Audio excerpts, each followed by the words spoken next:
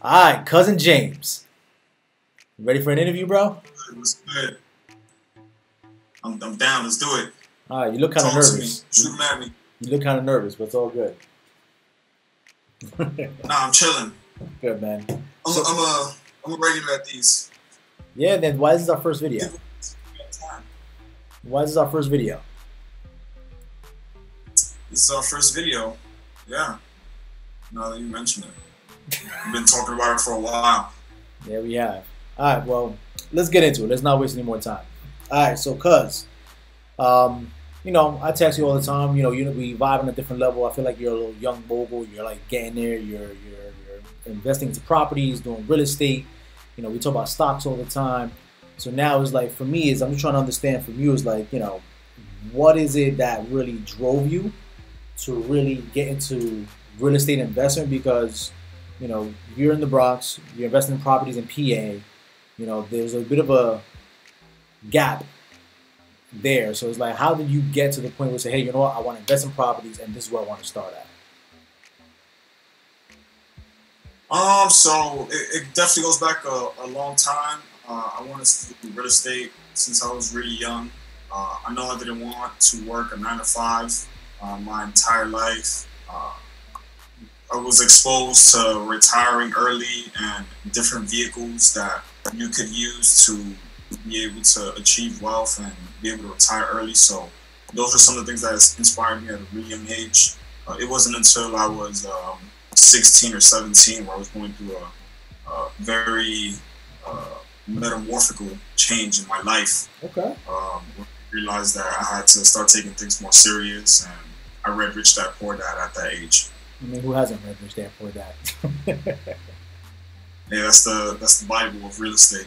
Right, right. I mean, good book, man. It's definitely something that really, at that age, it definitely opens up your mind to like seeing things differently and like looking at daily life differently. Like I know it's a part of the book he talks about, how he goes on runs often. He goes on runs for the dual purpose of an exercise, but he's always running around different areas and looking at the, houses for sale, the markets, and like see what's moving locally to him and just being, technically boots on the ground.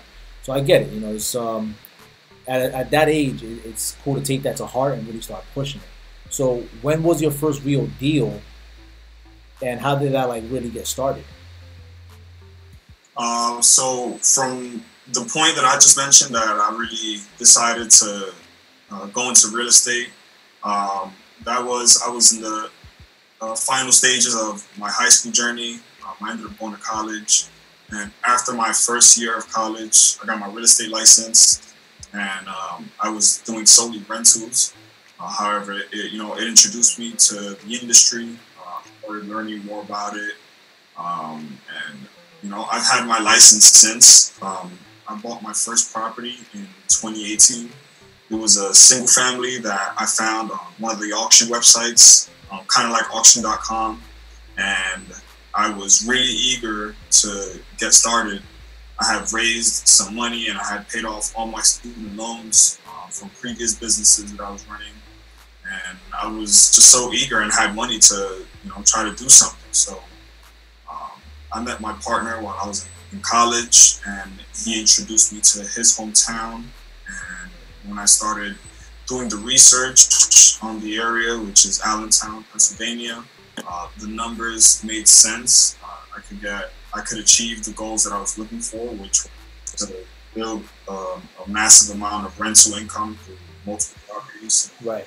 It made sense for me to start there. The price point was there for me, and I was ready to go. It wasn't too far, so I really wanted to pull the trigger, and I won this auction for the single family house. Nice. That was a foreclosure. I had not seen the inside of it. While I was under contract, I drove by and I saw kind of the condition of the property. However, I didn't get to see the inside until I had already closed, which I did all cash. After the all cash offer, I was looking for financing to do this deal, and I had a hard money lender who I was working with to secure financing for this deal. Right. At the end, when we were getting close to closing, they decided that they weren't going to fund the deal. They thought Oh, it was too much risk, that I didn't have enough experience. Um, they pretty much didn't believe in the project. right. However, I believed in myself to figure it out, and I wasn't going to let any excuses allow me to not do this deal. No, that's good, man. And that's the thing is like once you're in that deep, like you gotta find solutions, man. There's no time for complaining, no time for like, yo, like the deal fell through. Like, I mean, that's the thing is like tenacity is a big part of the game. Like you gotta figure it out. It's either that or you make no money. Yeah, take action and figure it out later. I think that works in some situations. So, You should always definitely evaluate all scenarios. But yeah, that was what I ended up doing. right. Took action, and I was like, I'll see you later.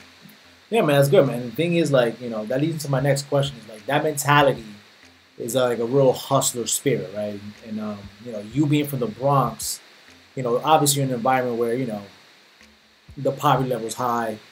People graduate high school, they don't really do much afterwards.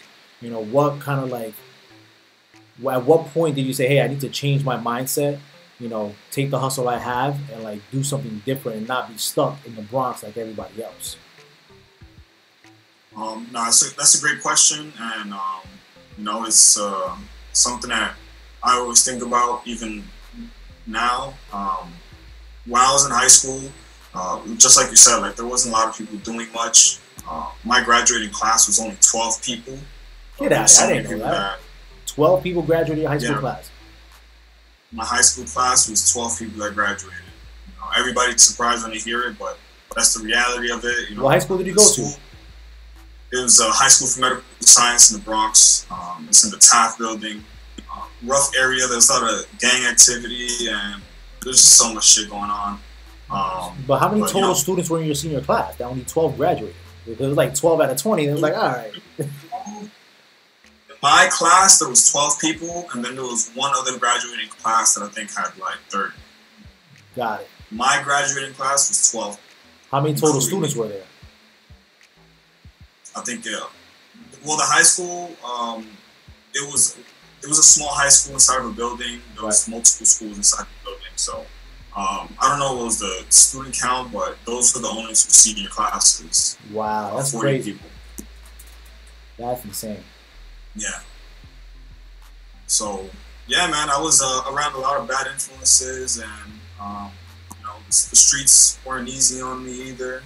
I was a kid that was hanging out in the streets a lot and doing things that I had to look at in the future and be like, why was I even doing this? Right. But I was young, and I was still getting my feet wet.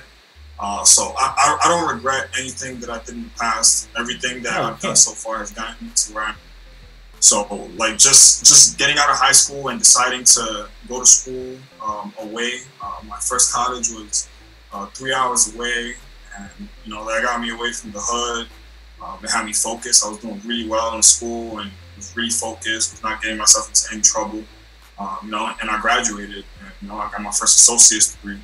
Well, the thing is, that's Um, important, right? Because that's something that even with my little brother and your cousin William, like that was why I pushed him so far because I understood is that when you go to college locally, you stay local, like you stay locally minded, right? But when you go away and you're away from your parents and you have to like you're independent, you have to grow up you get faster. experience. Yeah, you gotta grow up fast. You be like, yo, like I'm on my own. I gotta figure Yeah. it out. I mean, a lot of people don't get that experience, and that hinders them later on. Take action and figure it out later. I had to get away from the hood. I had to get away from my parents. Like Right. I needed to force myself to grow up of like everything that I had experienced, and those last years in high school were really sensitive, and there was a lot of maturity that happened during that time. Yeah, man. I bet, man. It's not. I mean, the Bronx isn't an easy place for anybody. Everybody goes over with a chip on their shoulder. With trust. It's a lot of craziness. I mean, I'm fortunate to grow up on the other side of the bridge. Obviously, you guys came over every once in a Yeah, while. But yeah, man. Listen, I commend you, man. It's not easy, bro. It's like to have those dreams and to try to really push. It takes a lot of. It takes 3 times the work it takes anybody else. Plain and simple. All right, James, we're back for the last part of our Q&A here, right? So, yeah. a lot of great information, a lot of good tips. So let's say you talk to somebody younger than you, kind of like how you and I talk all the time, right? We talk about finance, we talk about money, we talk about stocks, the works. What are your what are three big pieces of information or three guiding principles that you want to like pass down to the next generation? Oof, good question. I just want to be able to help people find the motivation that they need to try to have the greatest impact they can on others, and show them to be grateful for all the small things that they have, and not be materialistic, and really just take moments, grasp those the moments that you experience in your life and look at them towards how they shaped you to who you become. So every moment is always a learning lesson, and just kind of froze. Nah, it's all right, bro. Keep on going, man. Yeah. Just take in the moment and appreciate where you are in your life and everything you've done, and it's always gonna put you back on top. So I think just being grateful for the little things is one of the most important things that people take for granted. Got it. Now, how about when it comes to like being on top of your finances, planning? Like, what are your tips when it comes to that? I think you do a pretty good job of that. My wife calls me the Excel sheet Nazi in the house.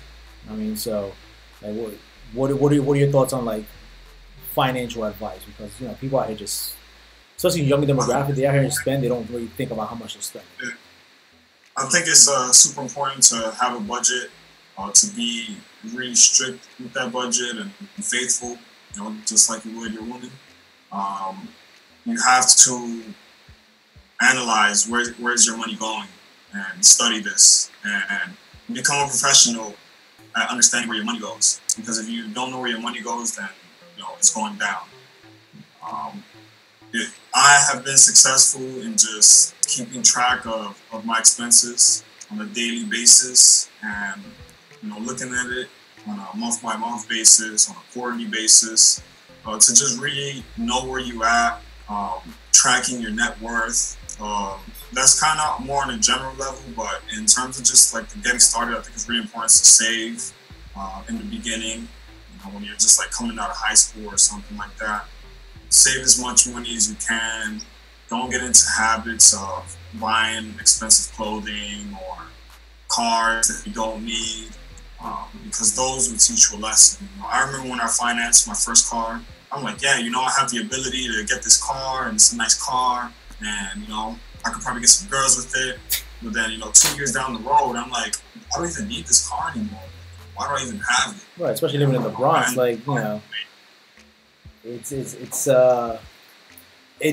it soaks up a lot of your financial resources when you actually want to actually make a big move. That's an important factor. Yeah, I would say the biggest thing is regular school won't give you that kind of financial education. You have to find it yourself. Right. You have to seek out the knowledge. You really want it. You can't make the excuse and say that, well, my teacher didn't teach me how to, save $1,000 or buy a stock or anything like that. Nobody taught me these things. I had to go out and find it myself, and I never made excuses about it. So no one else can make excuses either. Yeah, excuses. It's all out there if you want it.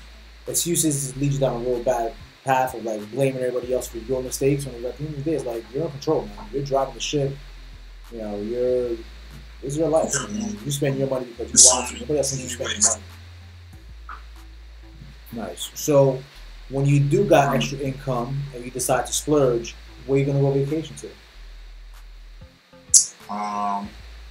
To Venice. Inspired by your trip. You're gonna pass me that itinerary, and I'm gonna check out all those good restaurants, and hopefully get jump on a boat and visit some smaller islands. Just taking the moment and the experience for what it is. I haven't gotten to travel as much as I'd like, but frugality has its downfalls as well. Nah, the frugality actually helps you travel more. I'll tell you that right now. Right. We talk about saving money. We talk about points. We talk about how to buy cheaper flights. Like all that stuff factors in. It's like you can have And that's a common misconception. You can have a really dope vacation and not spend thousands and thousands and thousands of dollars, right? Like if you play it smart, even if you're a very economic person, you'll vacation your way, and at least you'll be able to at least experience these different parts of the world that are just absolutely amazing. Venice is mind-boggling. There's not a car, there's not a moped, there's not a bicycle anywhere. It's either you're walking or you're on a boat. And that's it. But it's like, sometimes just getting there in itself sometimes is enough, right? And then having the experiences that come with just looking at the things and looking at the scenery and experiencing what is to be there. It's you have to make the vacation. You have to make your goal of the vacation to make the vacation that you want out of it, right? You don't have to follow everybody's itinerary and go to the craziest places, but like, yo, listen, at least if you're there, you can see these beautiful fucking buildings and monuments and statues and buildings. That's all it is, man. It's just taking it all in, and like, it opens up your perspective how other people live. That's the most important part about traveling. That's how I feel traveling actually lends to being more successful, because now you have a deep understanding how other people live, what their happiness factors are, how they navigate in life without money and with money. Like it's crazy, man. The world is a massive place, and everybody is just different. But that's good. It gives you broader knowledge. Now, for sure, and what you say about it making you want to work hard is true. The 2 trips that we had together last year for your wedding and your bachelor's party were one of my favorite vacations ever. So when I came home from those, I was ready to work harder and be able to do it again. Because you want to go back. What's the point of going once? You gotta go back. 100%, man. 100%. You gotta do it, man. So save your money, make it happen, and maybe buy a property somewhere else. Who knows? Take that knowledge and apply it to other countries, man. Just see how other countries operate when it comes to buying properties, man. It's insane. If you really think about it, like people that make big money. Definitely sound good. Yeah, think about it. People that make big money. That's how they invest. Like think about the last house we were at for my wedding. Like that's owned by a celebrity that's not even from that country. Exactly. Right? Now he's investing in other areas, generating more revenue. Like, why can't we do the same on a smaller scale? Exactly. Yeah, here we go. We'll start this fun. We'll get some investors, get some vacation homes, and we'll just go fucking party like animals. Yeah, or just relax like we'll be, chill on the beach with some Speedos. Yeah. That's fun. That's what's up. All right, cuz. So I know you're busy, man. I'm gonna let you go. Good interview. I'm gonna stitch this together, and we're gonna have some good content to put out there. Sounds good. Next time we'll do it again and in person. Sounds good. All right, brother. Be safe, man. Later.